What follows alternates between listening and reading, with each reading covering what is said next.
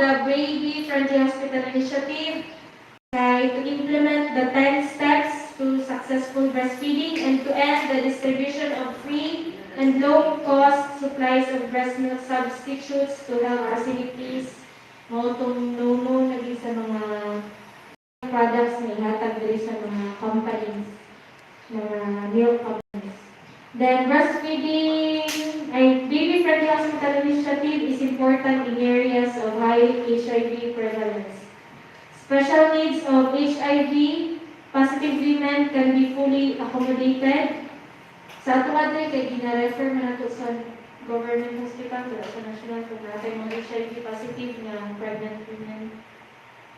The World Health Organization UNICEF policy statement: the right of mothers to information and support continue to support women who are HIV positive or negative or unknown status. Balik-balik, importance, 10 steps, istoryahan ang practices related to marketing of breast milk substitutes and assessment process. And last, balik-balik na po. Aim of this course is that every staff member will confidently support mothers with early and exclusive breastfeeding, and that this facility moves towards achieving baby-friendly certification. Yes. Now it's wonderful. May pagkuhan sa itong seminar o mas na itong schedule. Straight ko lang sila ng straight to the straight.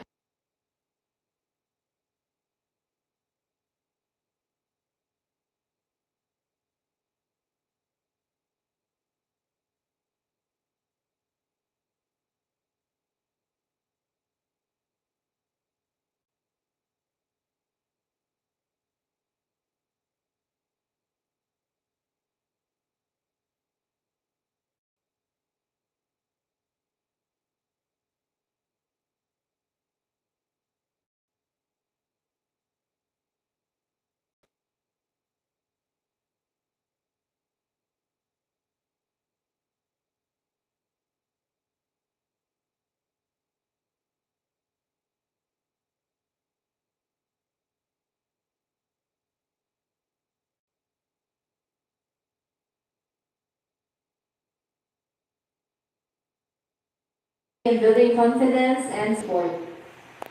So, listening and learning. After completing the session, participants will be able to list the 6 listening and learning skills down. List the 6 building confidence skills.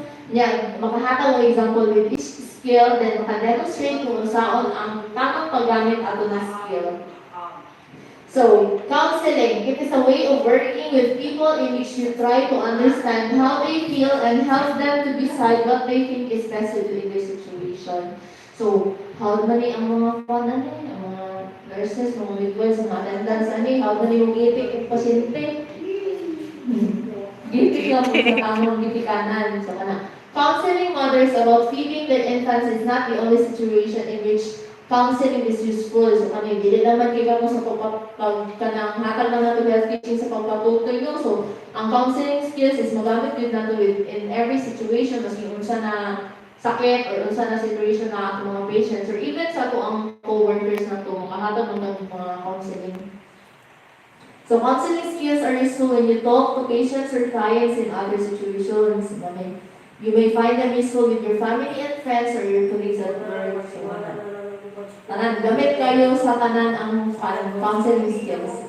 Because kay focus mo ka sa lactation, for mga breastfeeding moms, a mother may not talk easily about her feelings, especially if kanang ulawon ng isang mother, so kanang with someone whom she doesn't know well, so kanang dili magyud tanang tao dali mo open up sa isa ka tao na kanang kuan lang, basta lang, so nagyo ba ng mga research kaayo, lisod istorya ko.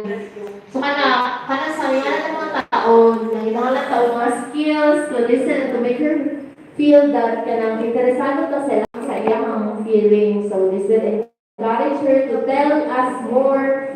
Dili siya ma-turn off o kanang na dili siya matubay sa atin. So skill 1, use helpful non-verbal communication. So kana. What do you mean by non-verbal communication? So kana. Non-verbal communication means showing your attitude through your posture, your expression, everything except through speaking. O, example na ano mo, non-verbal communication. Kanang ano lang, without speaking. Kung saan ka yung pag-study na? Diba? O, sakto tayo, diba? Maski sa mga non-verbal expression na to, makabalot ako kung say, kung buot, ipasabot, anang, tawana, o magbayhanan na nagkuhan sa tuwa.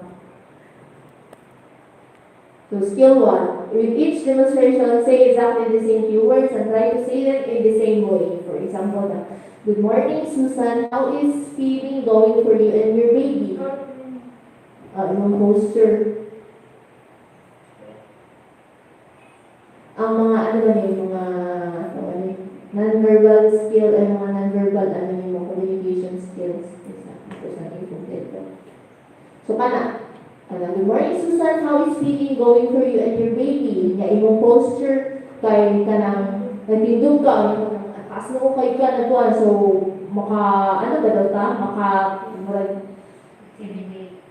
Intimidating kay kasi imong patient. So, na possibility na bigyan na sa imong tulog sa imong kay yawa may mga kuha nurse or midwife kanang kuha kayo. So, kita as makatabang daw kung may nga na sila ha. Since, motito post na first na, natambok na, tayo yung dahil sa dulikan.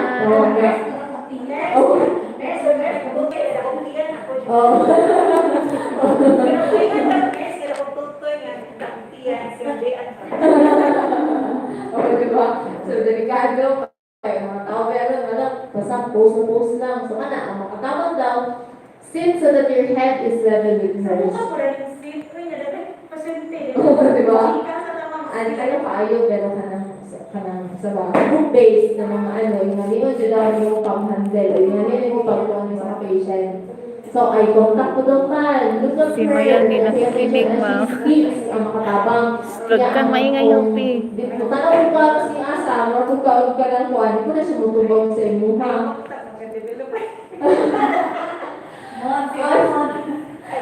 Ay, contact, talaga. Sa mama, sa piso, may ka na nagtataw ba naman? Patutuloy yung bata. Diba? So, dapat dito, sa mother, yun ang tanaw. Barriers, sa papa, kung tanaw, kuan, pero ang papa, diba? Hi, Hopi. Barriers. Sit behind the table or write notes while you talk. So, murag makaayo na kanang murag wala kani care ni na nurse ako na so kanang diwi.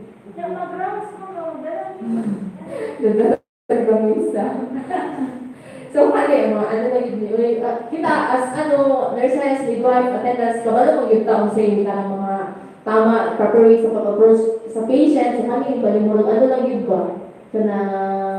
Nagkata na sila example na ano yan pag i-ay kung hindi ka kabalo pero how na niya ang mga kwan mo yun taga-dominican taking time helps make sure that you have time, sit down, huwag hindi ka lang pasyente pero isa naman ka na sa duty sa isa ka words so hindi may tabo lingkod yung ka sana breathe lang without hurrying chachar, tala ka sa IV pero kaya lang ito help na help touch the mother appropriately.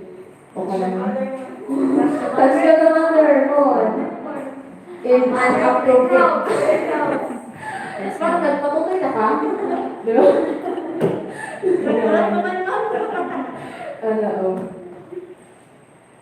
Helpful non-verbal communication. Keep your head level, pay attention, remove ang mga barriers, take time, and touch appropriately. Hindi ka makahikap. Non-verbal communication often demonstrates to a mother or caregiver or approval or disapproval of a situation. We should be careful to avoid allowing our own views on certain subjects especially among religions, to be expressed in a counseling situation where it might appear as though we are judging a mother. So kana, no judging dapat. Verbal communication na punta. Kung ganito non-verbal, kama non-verbal na po. Kasi ang tone of our voice is important. So, namin yung mga, empleyado, and yung mga tao na kamoy, and to probe beneath the surface if you wish to learn their real worries and their concerns. Skill number 2, ask open questions. To start a discussion with a mother daw or to take a history from her, you need to ask some questions. It is important to ask questions in a way that encourages a mother to talk to you and to give you information. This saves you from asking too many questions and leaves you to learn more in the time available. Skill number 2, ask open questions ito daw. For example, ikaw ba na mo, ang health worker? Sige, ako ang health worker, ikaw ang mother lang mo. So, good morning, Ramon. I am Princess, the community midwife. How is Ramoncito doing? How is Ramoncito? Ano ba?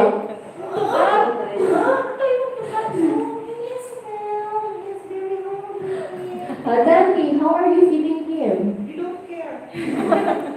He is breastfeeding. I just have to give him one bottle during the evening. Oh, what made you decide to do that? O yun na, mag-ask din daw ta. Example na to, mga open questions na kanang dili ganit. Close. Dili tayo siya masubang. Dili siya answerable by yes or no. Kanang maka-ask daw ta o questions na openly maka-answer ang isa ka mother. Maro maka-explain further your answer yun lang na. Maro pa Miss Universe dapat itong mga pangpana.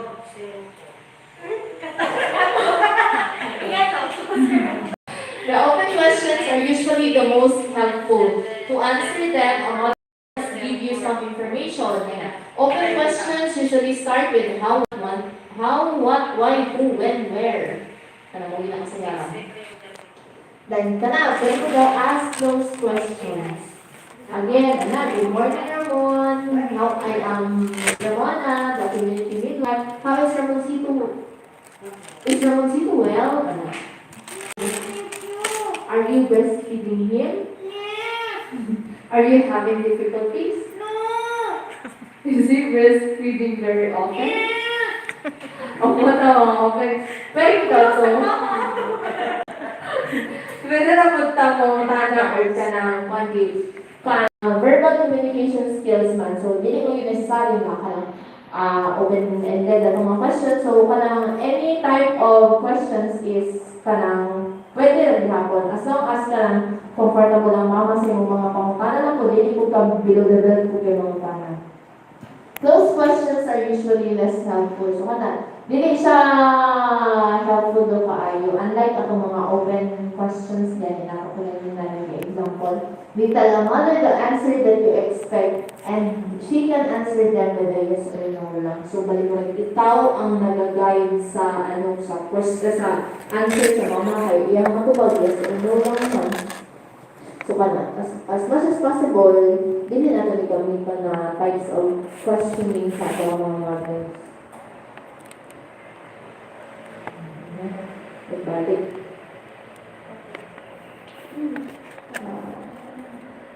Malaman ka to, mga open question eh. Ano na to? Mga how, what, why, when, who. Skill number 3. Use responses and gestures which show interest. So, using response and gestures which show interest. Good morning. How is Ramona now that he has started solids?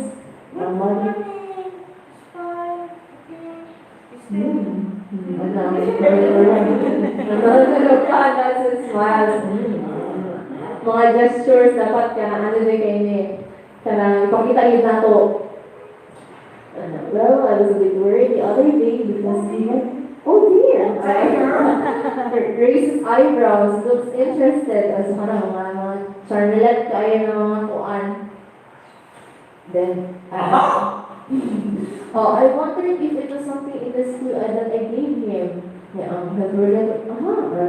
That's sympathetically. So, kanana, mga different gestures na pwede na to na magamit siya as a communication skills na to sa mga mothers. So, if you want your mother to continue talking, you must show that you're listening and that you are interested in what she is saying. Important ways to show that you're listening and interested are with gestures. For example, you tanaw daw na to sila, magtando-tando ka, mag-smile-smile ka, mag-char-char, with simple responses. For example, you say, oh dear. Mga ano na eh. Diba ka na lang, hagaman ang mga paano, taga-Dominican. Skill number 4, reflect back what the mother says. Reflecting back. Ako, sample ko naman. Good morning, Ramona. How are you and Ramon today? He wants to be too much. He's getting my breast all the time. Ramon is feeding very often. Yes, it's been so hungry. I think that's why I'm not strong. He seems hungrier this week. Yes, my sister is telling me that I should give him some butter please as well. Your sister says that he needs something more. Bukol ka? Yes. Quando sudeta daw pinahan. So, ikanya. So, yan na. Pwede na nato ka ng ano. O ba lang kami, reflecting ba ka ng mga istorya na to ulit. O sa ito yung mga subo-subo sa gito. May-relate ano na po doon. Meron na po daw ka ng tinahan sa tuwa. Tiba-tiba ako na doon sa ano to reflect back sa mga answers sa tuwa. So kami, health workers usually ask mothers a lot of factual questions. However, the answer to factual questions are often not helpful. The mother can say less and less in reply to each question. It is more useful daw na i-repeat back na to or i-reflect na to what a mother says. This is another way to show that we are listening and we are encouraging the mother or the caregiver to continue talking and to say what is important to her. It is best to say it in a slightly different way so that it does not sound as though you are copying her. So, kanya. Bigotong di ay siya. Wala ang kasumuran mong punta na. Tayo. Or kuando pa sa yaman. Skill number 5, empathize. Show that you understand how she feels. So kami, empathy is a difficult skill to learn. It is difficult for people to talk about feelings. It is easier to talk about facts. So when a mother says something which shows how she feels, it is useful to respond in a way which shows that you heard what she said and that you understand her feelings from her point of view. So kami, mag-empathize to sa isa ka mother na makasabot pa ako sa iyang tuwan. So kani, difference kay moral contact yung ano yung magiging ang sympathy o ang empathy. So kani, this is an example of sympathizing a patient or a mother. So kami, good morning, how are you and your child today? And Ramon is not feeling well. I am worried he is ill. Ang health worker ko, I understand how you feel. When my child was ill, I was so worried. I know exactly how you feel.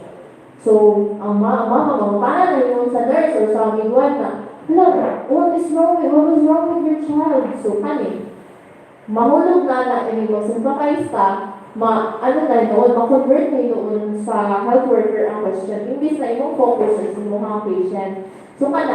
So, kung kani, ang communication skill na to, mas more on mo empathize ka than to sympathize sa akong patient. Kaya ang empathy, kanina po, tanaw na to ang difference sa diba. Good morning, Ramona. How are you and Ramon today? He is not feeling well. I'm worried. He's ill.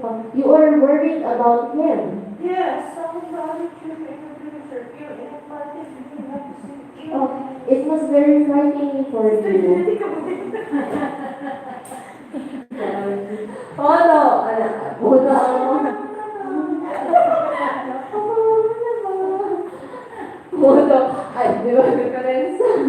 Pag-sympathy o pag-empathize. Ang pag-empathize na to kay, kanang well, more on focus gihapon ta sa feelings sa isang mother. Kasabot lang ta. Unlike kung mo sympathy yung ta ka ng, kita na yun, you feel na yun na to ang iyong burden. So, naanay, ito, sa side ka, gani? Sa side ka. Kato, gani, kanang mo relate na mo, ko sa buong sa imuhang migo-miga, no? Niya, migo-miga, kay may share na sa imuha. Kaya ikaw na, ako po, nakakuan ko ang palakuan ko. Basta, kalimutan ko sa term na counter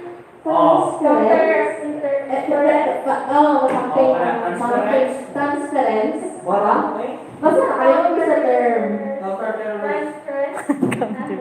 Yung sa kato, ito siya. Muna, yun na to?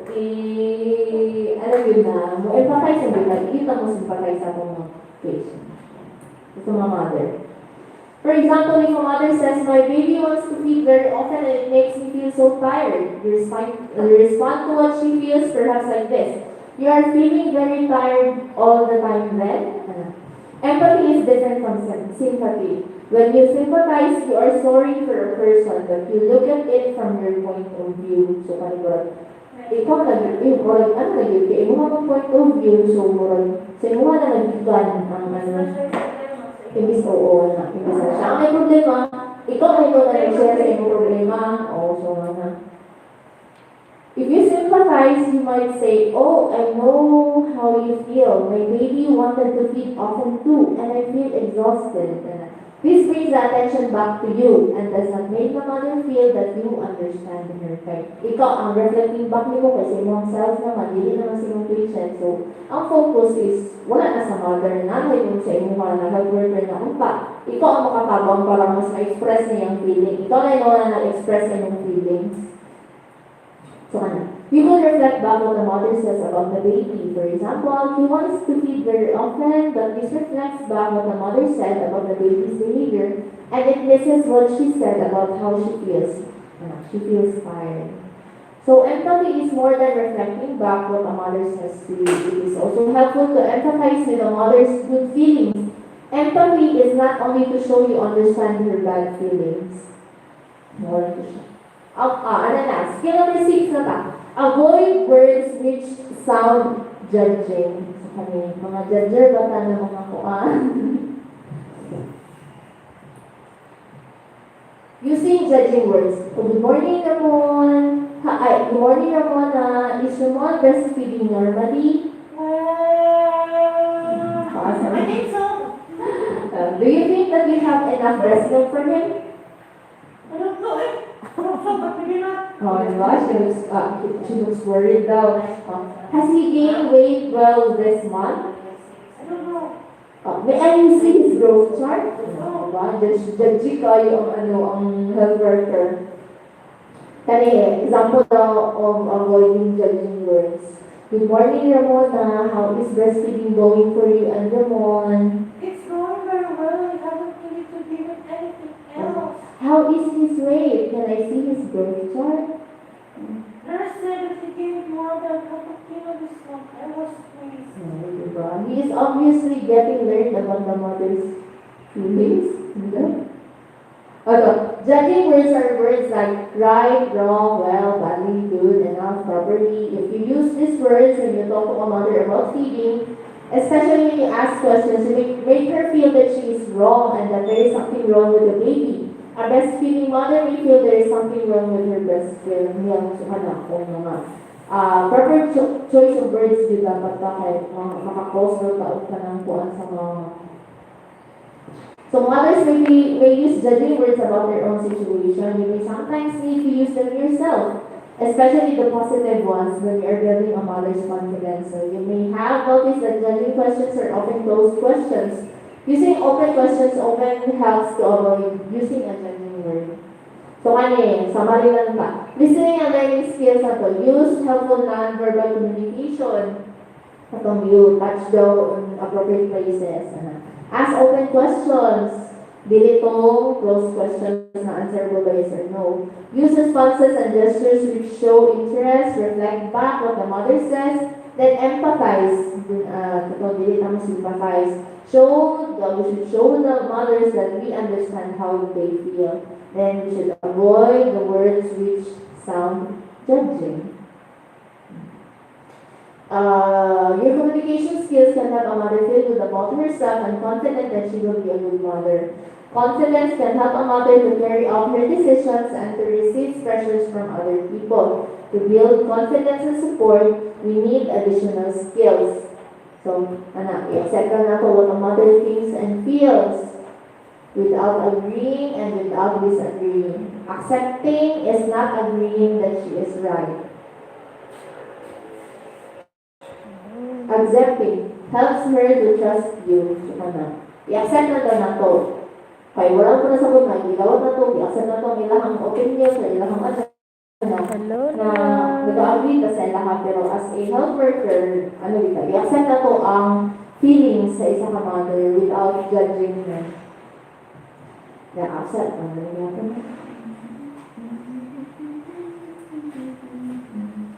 Mga examples naman na niya about that. Nag-accept na to ang recognize and acknowledge what is right.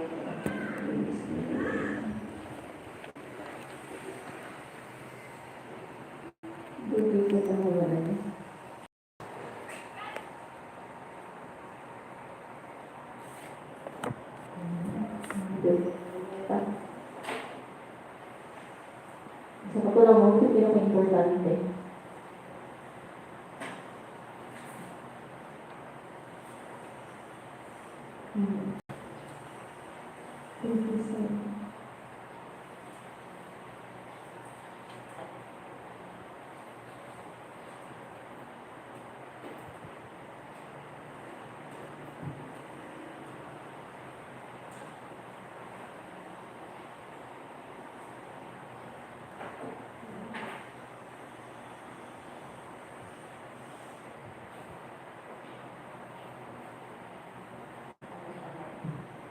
Kaya summary atong mga Hindi na ito isa-isahon kay duwa kita mga things.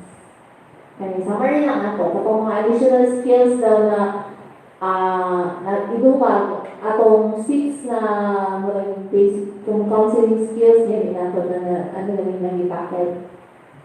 So, number 1, accept what the mother thinks and feels. So, kato, accepting without accepting is not agreeing. So, kanang i-accept na natong ideas sa mother without disagreeing or agreeing with her. I-accept lang yun nato. Recognize and praise what a mother and baby are doing right. So, dili lang kayo kung makuna lang baby mo, makita lang baby mo kung sa'yo mali anak na mother. I-accept kasi mo. I-ano nato di ay, nato. I-recognize nato kung sa to ang mga tama na yan ginabuhat, sa pagpatutoy, sa isa-isa yung baby. Tapos, may din siya na kuan pa yun, sa kabalo, gamatan sa o practical help sa iyahan na kanang dili siya mataha sa kuha, kanang then give a little relevant information, may na kung ano ang pagpatutoy, maliwan na sila kung mababang pa sa ilahan. Then use simple language lang, dili pa mugamit yung medical terms kay nagyuban ko yan na pasyente na to, dili ba tanan yun is makasabot sa ato ang mga words gani sa labon na sa medical field. So kana, in layman's term dapat ang ako explain na to, dili ta mo yusog ka ng mga na jargon, o basta yung ng mga words gani. Make it, yun, simple. Kaya mas, the more na mas masabtan ka sa imong patient, the more na mas, sila, comfortable sila sa iyo. Then, make 1 or 2 suggestion, not commands. So, kung mag-suggest lang ka, dili ta na sila yung mandaran na sila ang buhaton. Kaya, morihang ang conjugate is, ang focus yung kaya nato sa atong care is, ang patients din nato. Thank you. Susunod pa sa WhatsApp.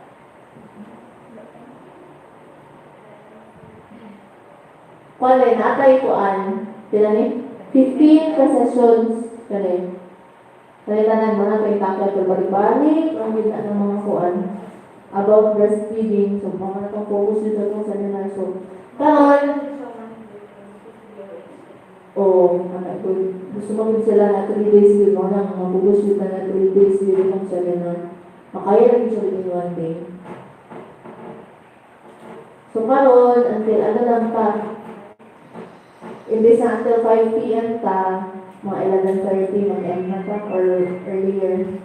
Kumbaga lang nato aim na to is until session 5. Session 3 naman pa, may natutulong.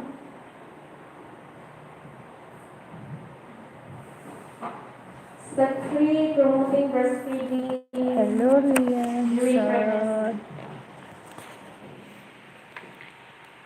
Objectives, kay outline information that needs to discuss with pregnant women, explain antenatal breast preparation, what is effective and what is not, identify women that needs extra attention, outline information for HIV positive women, pregnant women, then practice communication skills when discussing with pregnant women. So, kani, ang Sa Davao. si Fatima, muna siyang expecting her first baby. Then si Miriam expecting her second baby. So, muna kasagaran makita sa mga prenatal clinics, mga share sa ilang mga thoughts. Kani si Miriam, mo share kay Fatima about having a baby. Then, step 3. Inform all pregnant women of the benefits and management of breastfeeding. So, ang culture nag-vary. Therefore, it is important to educate women about breastfeeding as early as possible, then identify mothers and babies at risk of breastfeeding difficulties. Kani ang culture, ang ning culture varies kaya uban mga inahan, kay dili na sila magpatutoy, kay kana lagi mas okay sila sa milk formula, niyang uban, breastfeeding jud. To make an informed decision, information and understanding, confidence and support. So kung maghimo na ka sa imong decision, dapat nakabalo ka sa information, nasabtan nimo, confident ka, and with support. Then informed decision, what information? So first, the importance of breastfeeding, the risk of replacement feeding, accurate and factual, not opinion of health worker, nor marketing information of milk companies. So, based sa opinion sa health worker na, ay, basin ka na. So, dapat accurate and factual ang information. The next is understanding in words that are suitable for the woman in the context of her situation. So, dili ka mag-in-English sa isa ka inahan nga kabalo ka nga dili siya kasabot. So, dapat magamit ka mga words nga ilahang masaktan, mag-base lang po ka sa ilahang level of understanding. So, confidence. Build women's confidence in her ability to exclusive breastfeeding. Support to carry out her feeding decision. This includes support to successfully feed her baby and overcome any difficulties. Woman needs to believe that she can carry out her decision. Health workers need to check with the woman that the information and support needs are met. So, dapat kung mag-explain ka sa iya, dapat makita niyo kung nasabtan niya through her actions. Kung iunsa niya pagbuhat, kaya ningon na siya na nasabtan niya, so dapat makita niyo sa iyang mga actions kaya nasabtan niya. Group talk with pregnant women. Mother who breastfed can be asked to share her experience. Mo to si Fatima kanina si Miriam na sila na talk. Identify difficulties and how to prevent it, cultural issues, then teach how to position and attach. Then use dolls or breast models. So, kani applicable siya sa mga prenatal clinics, kasagaran mga hindi ginabuhat nila. Nagagamit sila og mga dolls, mga breast models para mapakita sa mga magpa-breastfeed na mga mama kung saan pag-attach or pag-position sa ilang baby. The importance of breastfeeding. Breastfeeding is important to children, mothers, families, and community. So, dapat with the support of the community. Risk to children who are not breastfed. More likely to get sick or die from diarrhea and gastrointestinal infections or chest infections.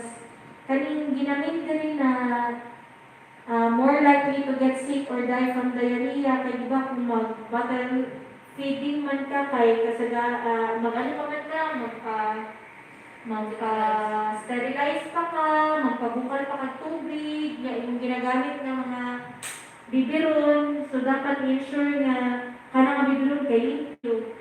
Not like sa magpatutoy ka, kay ipaslak na yung mga tutoy, so magpatutoy mo siya.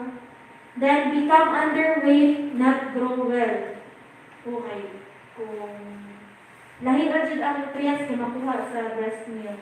Then overweight and to have later heart problems kay kung ang imuhang baby sige lang hila paslakan dai mo og bibiron nga di ay to mo tutoy ra di dai ng bata nga di ay to lahi ra di hila kay sakitan di siya tiyan or kalibangan na di ay puno na di ang diaper. So sa sige nga hila sa sige mo nimo paslak og bibiron sa iyang baba na pagtuloy gutom di siya overweight ni ang baby. Then, women who do not breastfeed are likely to develop anemia, brain fat deposited during pregnancy, and later obesity. Become pregnant soon. Oo, kay pag nag-exclusive breastfeeding ka 0 to 6 months kay maka-prevent siya o pregnancy kay mo na ilang natawag na lactation amenorrhea method. Basta exclusive breastfeed dyan yung baby kaya hindi ka mabuntis dahil. May develop breast cancer and ovarian cancer. Kasi syempre ang mga gatas na hindi mapagawas yung tutoy, mustak na siya sa imuhang ang gatas na hindi mapagawas, kaya mustak na siya yung tutoy. So dapat pag mustak ang tutoy, ang gatas sa tutoy kay bubuka. Kaya mag-store nila na. Muna yung nagiging na mastitis na ito, sakit na ito ay.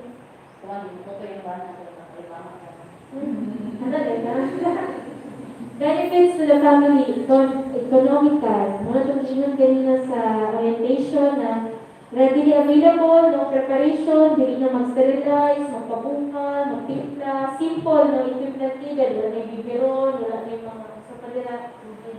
Tutoy lang dyan. Reduce absences of parents from work. Kaya pwede na i-store ang TBN sa ref. Yan, lugay ba dyan panos. Then no loss of income. Kaya mukhaon naman dyan ang mama rin dyan. Ang mama rin dyan.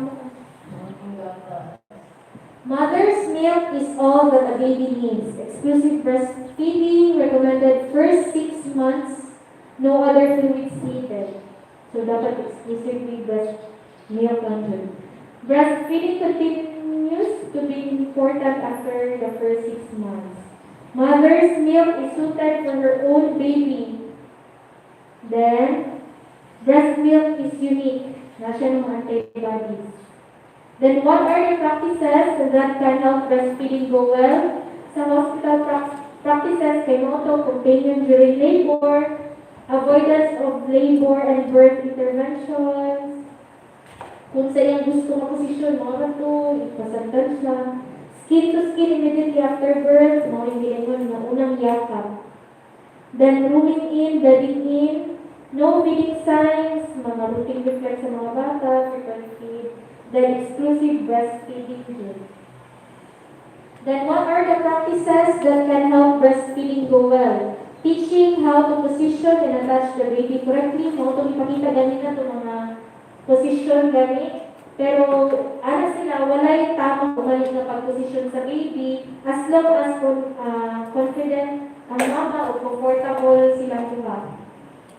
Then, giving support when needed, mo itong importante kayo na nag-companion during labor, para at least dito pa lang ipasabot na sa iyang companion niya para pagawa sa daily, breastfeed na mo ha. Then, information on HIV, kaling, dali, wala pa man yun kung kasulay nga na yung mga HIV na pregnant women, or kung naman, i-refer tayo siya sa government dito sa National Hospital. All women are offered voluntary and confidential HIV counseling and testing. Kaya wala man tayo counseling and testing diri, so refer tayo. About 5 to 15% of babies born to HIV-infected mother will become HIV positive through breastfeeding. So 5 to 15% lang of babies born nga magka-HIV positive po sila through breastfeeding. So, ibig sabihin, 1 in 20 or 1 in 7 HIV mothers, baby nila magka-HIV through breastfeeding. So, gamay lang ang rate ato. Information on HIV, risk of illness and death from non-exclusive breastfeeding is higher than the risk of HIV transmission from breastfeeding.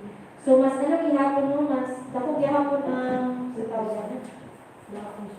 pag magpatutoy ang HIV mother, mas dako gihapon ang chance na mag-transfer ang HIV kung dili siya magpatutoy. So, dapat magpatutoy gihapon siya. Pero, mag-seek siya o advice, counseling para at least makabalo siya kung saan niya mga prevent. Majority of women are not infected with HIV. Breastfeeding is recommended for women who do not know their status and who are HIV negative. How can a pregnant woman get counseling and testing for HIV in your local area? Kani siya sa National Hospital. Ask the pregnant women, what do you know about breastfeeding? Muna ni siya kapagalingan ng to practice on communication skills. Let her discuss her worries and concerns. Muna to open questions para makashare siya. Two-way discussion. Dapat nakafocus ka, reflect and reinforce her knowledge. Identify non-supporters in the family. Motivate to join. Katulong ng supporters. Antenatal breast preparation. Reassure that most women breastfeed with no problem. Ears, nose, feet, etc. comes in various shapes and sizes, but still work perfectly well. So, mauling kinanin niya, dili kailangan niya dako katutoy para makaproduce ka milk. So, maski gamay katutoy, makaproduce ka po ng milk. As long as continuous lang ang pagpatutoy, o kung wala naman siya, di ba kaya tabang sa manual breast pump para ma-vacuum.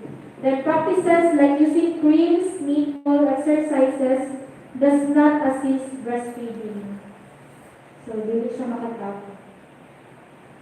Breast examination during pregnancy can be helpful if it is used to build her confidence that her breast is increasing in size preparatory to breastfeeding.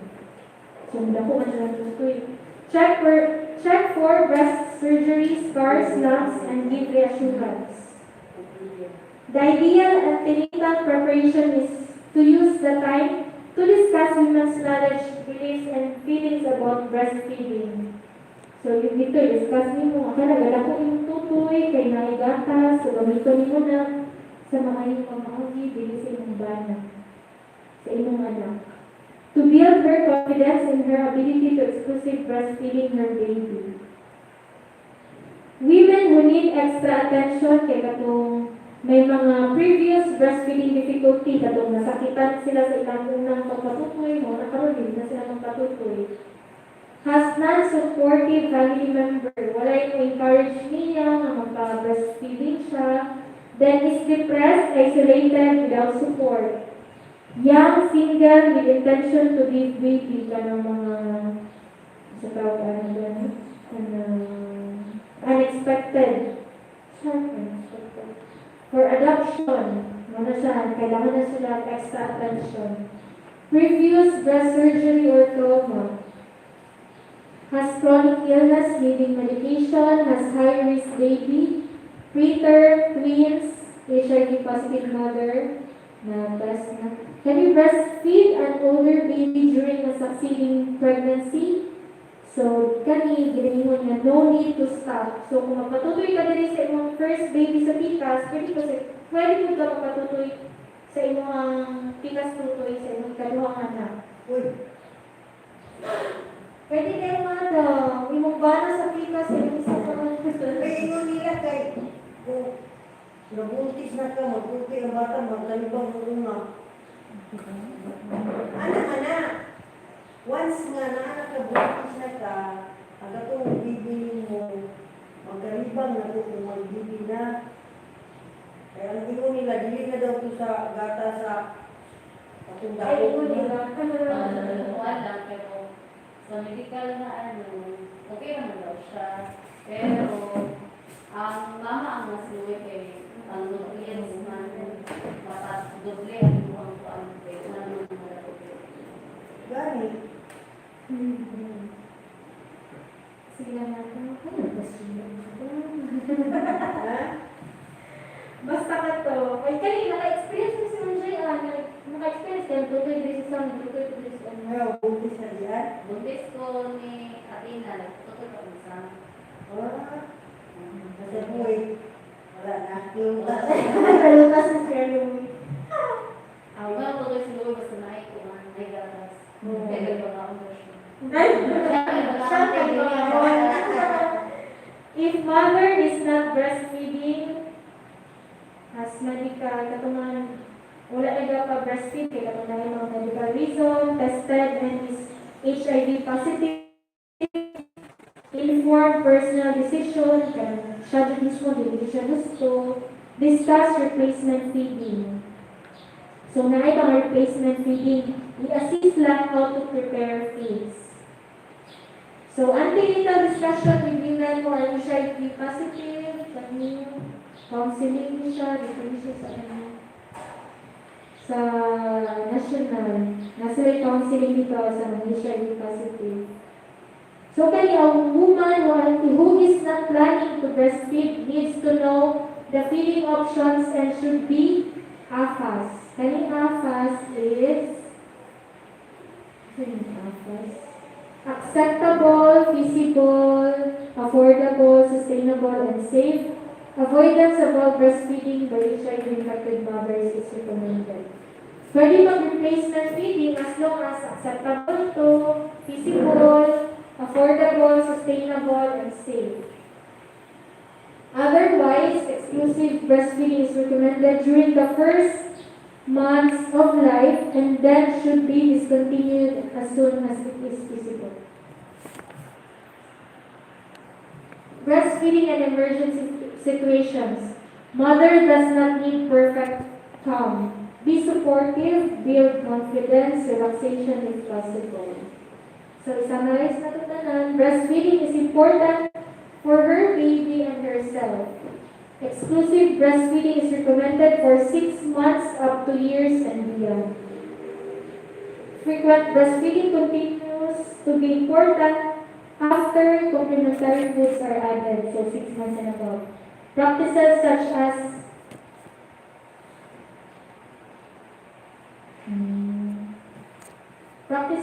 as skin-to-skin contact, early initiation of breastfeeding, rooming in, frequent baby-led feeding, good positioning, attachment, exclusive breastfeeding. Support is available to her. Ideal antenatal preparation is that which builds the woman's confidence. Some woman needs extra attention. Offer all pregnant women voluntary and confidential HIV counseling and testing. So kato, World Health Organization recent recommendation for infant feeding of ang HIV positive tested mother should be AFAS. Kato lang, and thank you.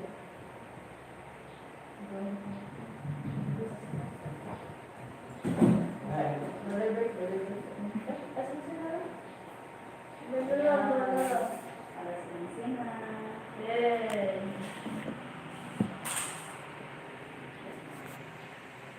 Laki o 51.